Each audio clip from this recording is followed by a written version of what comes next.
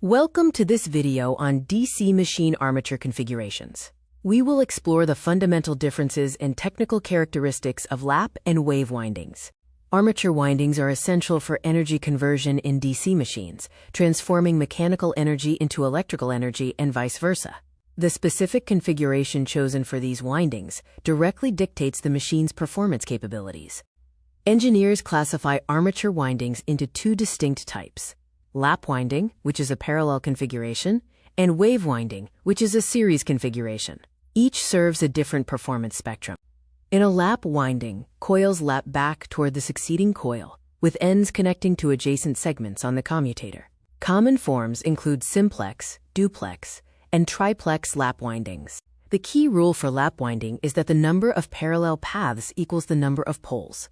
Consequently, the number of brushes also matches the number of parallel paths.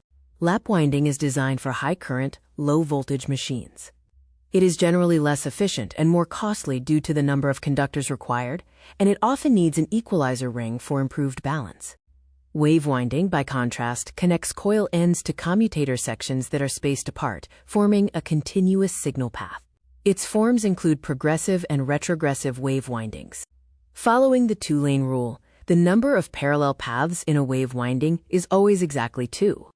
Accordingly, the machine uses exactly 2 brushes regardless of the number of poles. Wave winding is ideal for low-current, high-voltage machines. It offers higher efficiency and lower costs due to fewer conductors, though it requires a dummy coil for mechanical stability. The primary physical distinction between these two is the termination distance on the commutator. Lap winding uses adjacent connections, whereas wave winding utilizes spaced-apart connections. Because each winding architecture creates unique system imbalances, engineers incorporate specific components.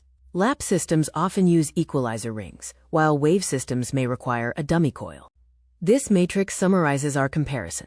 Lap windings are for high current and parallel configurations, while wave windings excel at high voltage and series configurations. When deciding between them, consider the output requirement. Choose lap winding for high current capacity in heavy-duty motors, and select wave winding for high voltage output in generators and long-distance transmission.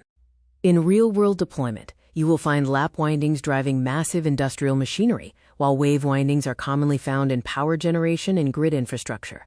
To summarize, use this rule of thumb. Lap is parallel and for high current, while wave is series and for high voltage. Choose the architecture that defines your machine's goal.